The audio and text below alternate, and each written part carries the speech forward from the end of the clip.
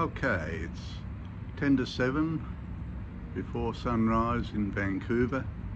We're just waiting for our pickup to take us down to the Rocky Mountaineer at the train station. So this is basically day 3, but we've done some sightseeing before we start our train journey across Canada. Hope you're going to enjoy this, and we'll keep you updated as we go. Bye. So we eventually found our way to the Rocky Mountaineer station, only late because the tour company went to the front door and we were told to go to the back door of the hotel where we've been for all our tours. But anyhow, we got here in time. I think we were one of the last ones there, but as you can see, things were still being loaded. Fairly easy getting onto the station. There was no major problems. They take all your luggage, so you only take basically hand luggage on that you want for the day. All your luggage is transported to Kamloops in trucks and put into your hotel, so very light.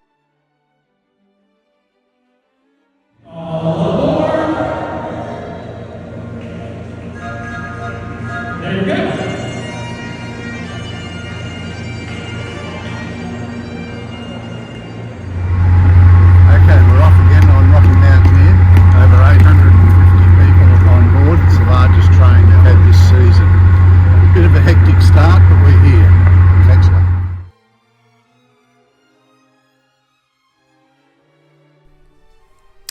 Okay, so we've got to get loaded.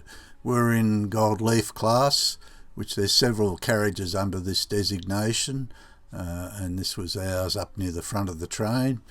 Go up the internal spiral staircase. It takes you down then to your seat in the glass domed carriage.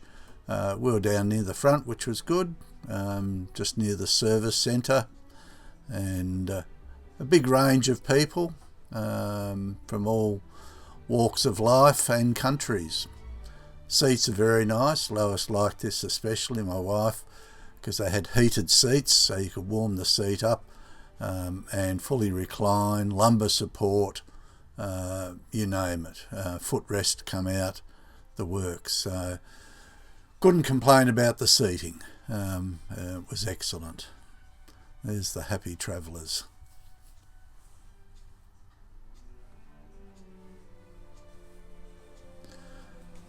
Because it was an early start, they have breakfast in 2 shifts, so we were on the second one, so we just had a cup of coffee and a bit of a snack until breakfast time.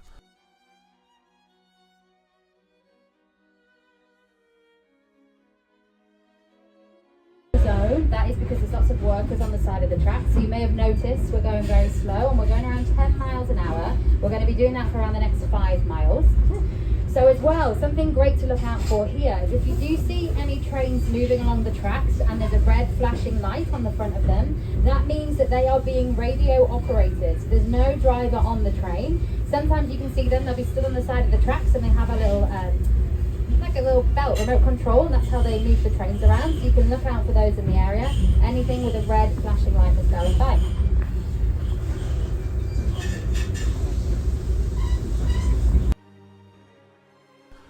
So the train actually takes a while to get out of Vancouver, probably a good half hour or more, as it wends its way through all the yards around the area.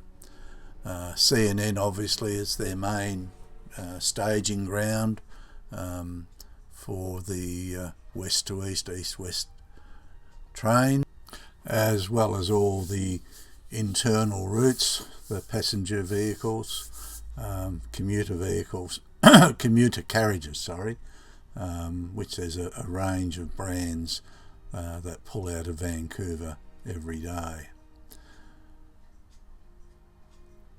So we basically set off from Vancouver and wind our way up to the northern parts of British Columbia, up to Kamloops, which is our overnight stay. Can't complain about the food. Excellent food. Breakfast was basically a range of whatever you wanted. Lois had this fruit compote, which looked a bit bright and that, but it was very nice, she said. So you can get your pieces of fruit, all nice and fresh, and you can have a hot meal as well. So a good way to start the day. Tea and coffee supplied as requested, so no problems there at all. Eggs Benedict on muffins really filled you up. They call this the vestibule, which is basically a little porch. And here comes Mrs. Humphreys.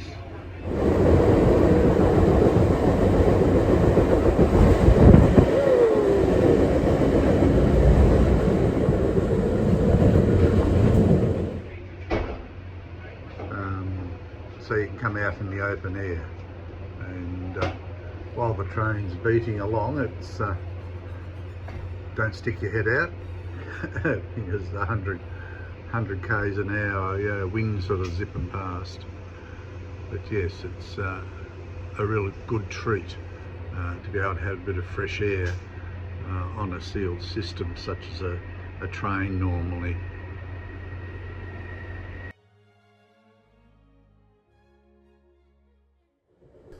The views are really what you pay for, and it's very, very scenic.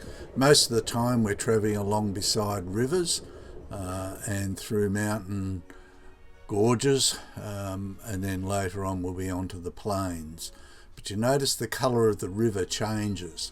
Because they're glacial fed rivers, they can vary from green to bright blue with the glacial silt colouring it all. But I just love that on these curves you can see the length of the train and the beauty of it. The lower carriages there are the silver leaf class, and you basically have your meals like an airline in your seat.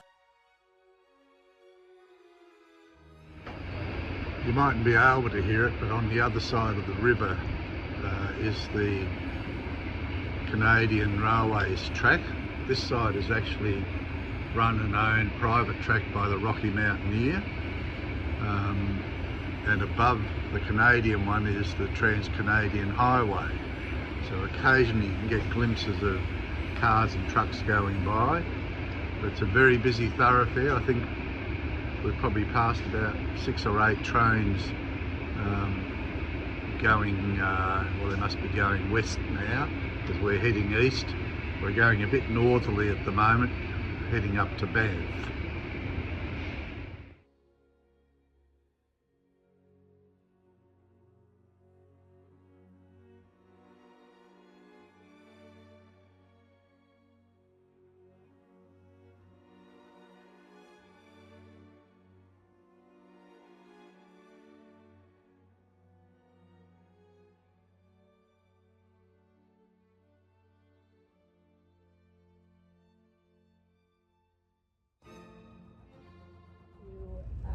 Ocean. So he was actually passing through here overland,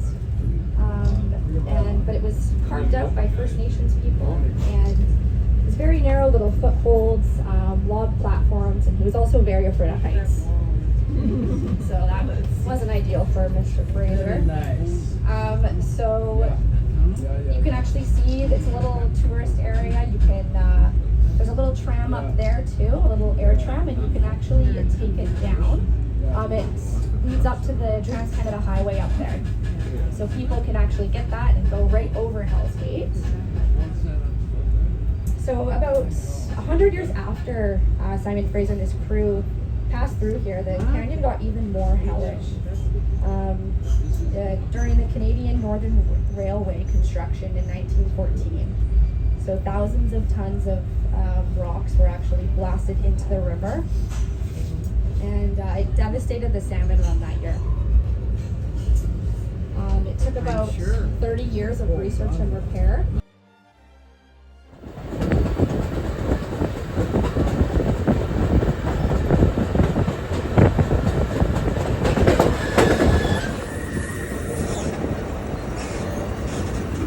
promise.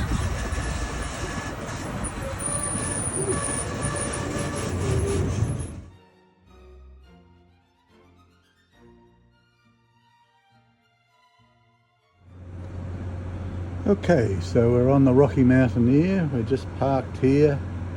There's roadworks, railworks further along, and it's slowed 4 trains down.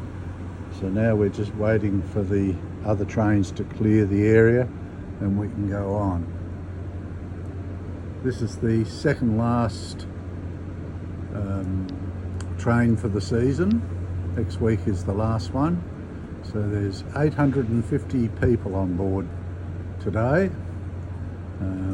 which is a lot of people. So you can imagine what it's going to be like when they all decided to get off the train. But anyhow, that's the joy of it. We're just coming into a part where the bushfires were. You can see up the top here, along the top of the range, how close the fires got. The train was stopped for about a week as it started to threaten the train track. But thankfully the weather has changed and things now are getting back to normal. I've obviously got down here to the track side as well, some spot fires, but everything looks to be sort of calm. It still has that, you know, that smoky smell.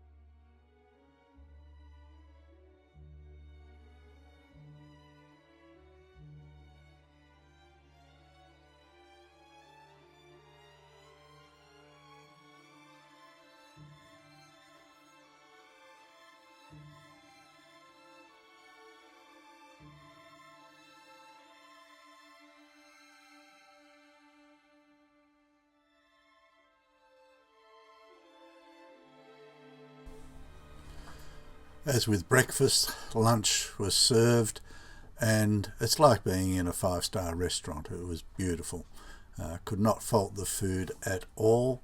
A good range for people that wanted fish, meat, vegetarian, you name it. It was provided. All on silver service. You did have tables of 4, so they tried to mix things up. So you were sat opposite new people each time, which I don't really like, but it was still good. Creme brulee and a macaron for dessert. Very nice. Some people had a table for 2 at the end of the carriage, which was nice as well if you wanted to be that, but the views while you're travelling. All done out of this little galley kitchen. Quite incredible that they're able to achieve the standard they can in these narrow areas. You'll notice a lot of the landslides around, very obvious. The steep sides, the trees just give way and down it comes. So obviously in snow times, that's also a worry for them. It was sailed around the world in pieces and assembled on site. It was also the first cantilever type bridge installed in North America, basically meaning that the supports of the bridge were balanced partway along, opposed to the ends of the bridge, kind of just to balance it out, balance the load out. So this is the replacement bridge. It was built in 1912. Well, 1912 is when the other bridge kind of went to another area of Canada to Vancouver Island. This is the replacement bridge here. To the left, you can see that orange bridge, and that belongs to the Canadian National Railway. And that orange bridge is actually it's a truss arch bridge, and it's the largest single span bridge on the line. It's about 220 feet high and just over 800 feet long. And this bridge that we are going to, or that we are going over, is just over 500 feet long. So as I mentioned, this is Canadian Pacific Railway's bridge. So they actually got here about 30 years prior to Canadian National for building the railway. So they got to choose the easier and the safer side of the canyon to build the tracks on.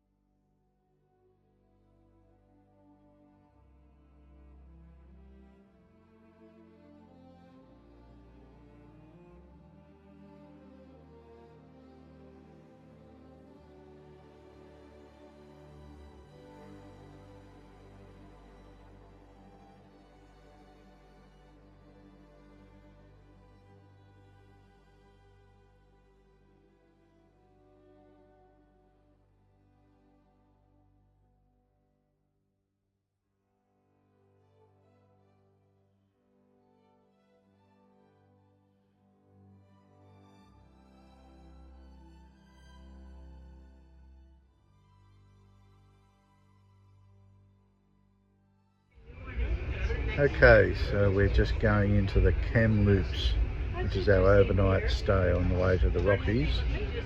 We're going into the Kamloops Y, so the whole train is reversing into the first section of the Y, and then reversing out and then back again. So we'll be pointing in the right direction for tomorrow to continue the journey up to Banff. It's been a very relaxing journey. This is as I think I mentioned before, there's nearly 900 guests on board, 100 staff, so you can imagine the size of the train. And it's a case of now we'll be picking up our luggage. No, we won't be picking up our luggage. Our luggage comes up by road and it gets placed into our hotel room directly, and then we'll be getting our hotel keys handed to us, and on that will be a designated bus, so nearly 1,000 people to move, but they've been doing this for 35 years, so they've got the system down to a fine art, and we'll see what happens. And then tomorrow we just leave our baggage in our rooms again, get onto our designated bus, back on the train, and then when we arrive in Banff, the same process. We will find that our luggage has been put into our hotel rooms already. So, I mean, this is what you pay for, but no, it's very good. Very good.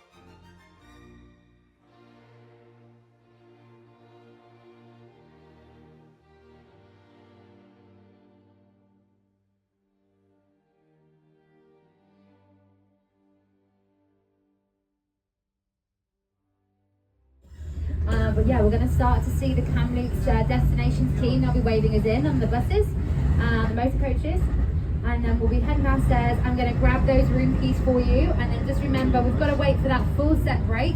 So please do just stay seated, because there could be a lurch or something, and I don't want anybody to fall over, not at the end of the day. And then I'll come on through and I'll hand out those room keys, and then we'll have that red carpet rolled out, and we'll see you back over here tomorrow.